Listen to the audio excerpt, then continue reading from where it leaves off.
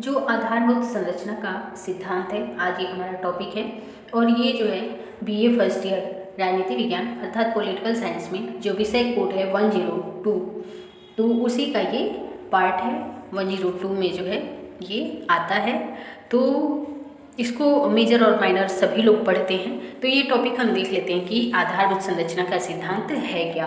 तो इसे आधारभूत ढांचे का सिद्धांत, आधारभूत संरचना का सिद्धांत या मूल संरचना का सिद्धांत भी कहते हैं। इसको देखें तो जो मूल संरचना है या आधारभूत संरचना है, इसका जो है संविधान में कहीं भी प्रयोग नहीं हुआ है। लेकिन इसे आधारभूत संरचना या मूल संरचना क्यों कहते हैं? क्योंकि ये संविधान के मूल तत्व हैं।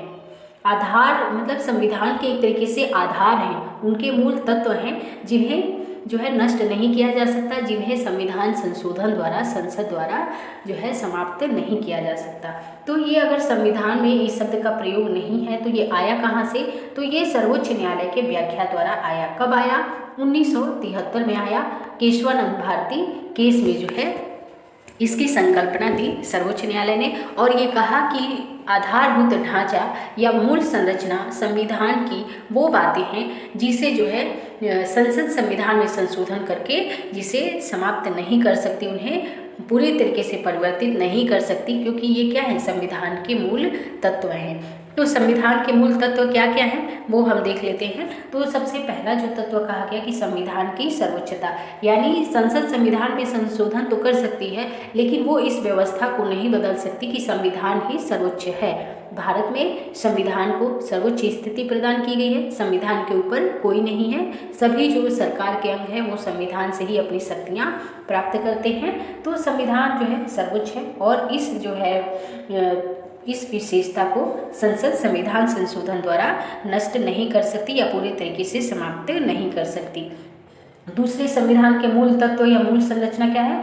गणतंत्रात्मक तथा लोकतंत्रात्मक प्रणाली, यानी भारत में गणतंत्र है। गणतंत्र का मतलब कि जो हमारा राष्ट्राध्यक्ष है यानी जो हमारे राष्ट्रपति हैं वो अप्रत्यक्ष रूप से जनता के द्वारा ही चुने जाते हैं, और भारत में लोकतांत्रिक प्रणाली है, यानी जो प्रतिनिधि हैं वो जनता द्वारा प्रत्यक्ष रूप से चुन करके आते हैं और जनता अपने प्रतिनिधियों के माध्यम से शासन करती है।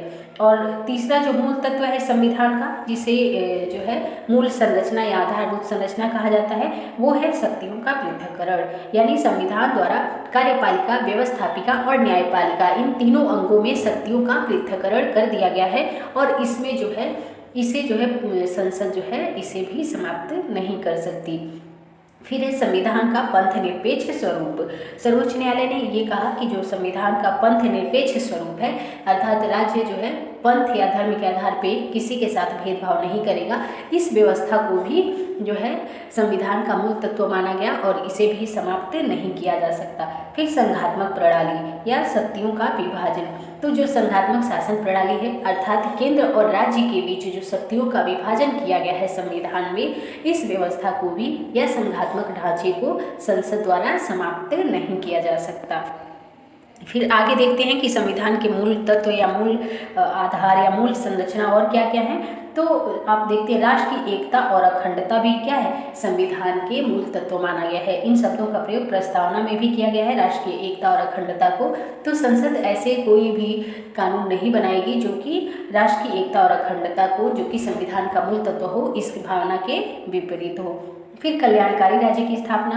तो संविधान में एक कल्याणकारी राज्य की स्थापना की गई है, अर्थात इसमें नीति निर्देशक तत्वों की भी जो है व्यवस्था की गई है, और जो संसद है वो संशोधन द्वारा इस व्यवस्था को बदल नहीं सकती। फिर है व्यक्ति की स्वतंत्रता एवं गरिमा। ये भी क्या है? व्यक्ति की स्वतंत्रता एवं गरिमा संविधान का मूल तत्व है। संविधान का ये आधारभूत तत्व है कि व्यक्तियों को स्वतंत्रता प्राप्त हो एवं उनकी गरिमा जो है को बनाए रखा जाए। फिर है विधि का शासन। भारत में आप देखते हैं संविधान सर्वोच्च है और कानून का शासन ही मान्य होता है, न कि किसी व्यक्ति विशेष का शासन। तो ये भी क्या है? संविधान का मूल तत्व है या संविधान की आधारभूत संरचना है। अगला जो संविधान का आधारभूत तत्व है या संरचना है वो है स्वतंत्र एवं निष्पक्ष चुनाव, यानी लोकतंत्र में जो स्वतंत्र एवं निष्पक्ष चुनाव होते हैं ये भी क्या है? हमारे संविधान का मूल तत्व है। न्यायिक पुनर्विलोकन को भी न्यायपालिका ने जो है संविधान का मूल तत्व माना है। इसके साथ ही एक आप देखते हैं कि मौलिक अधिकार और नीति निर्देशक तत्वों में आपने संघर्ष के बारे में पढ़ा था, लेकिन न्यायालय ने अपनी व्याख्या में स्पष्ट किया कि जो मौलिक अधिकार हैं और नीति निर्देशक तत्व हैं, इसमें सामंजस्य और संतुलन भी क्या है, ये जो है संविधान का मूल तत्व है। तभी आप देखते हैं कि न्यायालय ने ये कहा था अपनी व्याख्या में, सुप्रीम कोर्ट ने, कि जो मौलिक अधिकार है और जो नीति निर्देशक तत्व हैं, इसमें कोई किसी से कम नहीं है। दोनों रथ के दो पहिए के समान है। अगर एक भी पहिया को हटाया गया तो क्या होगा, जो है रथ का संतुलन बिगड़ जाएगा। यानी मौलिक अधिकार और नीति निर्देशक तत्वों में जो सामंजस्य है, ये भी संविधान का मूल तत्व है। संसदीय प्रणाली का मतलब होता है कि जो संसद है वो उसको जो है एक शक्ति प्राप्त है कि जो सरकार है वो संसद के प्रति उत्तरदायी होगी। संस्थात्मक शासन व्यवस्था का मतलब है कि जो सरकार है यानी कार्यपालिका है वो अपने कार्यों के लिए संसद के प्रति उत्तरदायी है और तब तक वो सरकार में बनी रहेगी जब तक उसे संसद अर्थात लोकसभा का विश्वास प्राप्त रहेगा।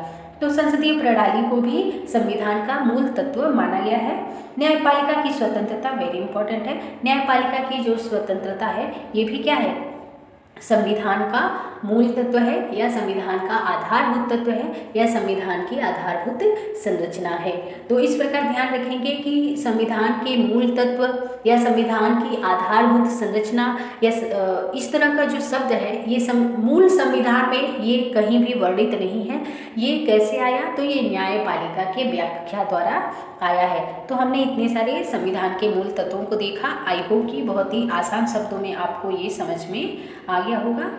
तो अभी के लिए इतना ही, धन्यवाद।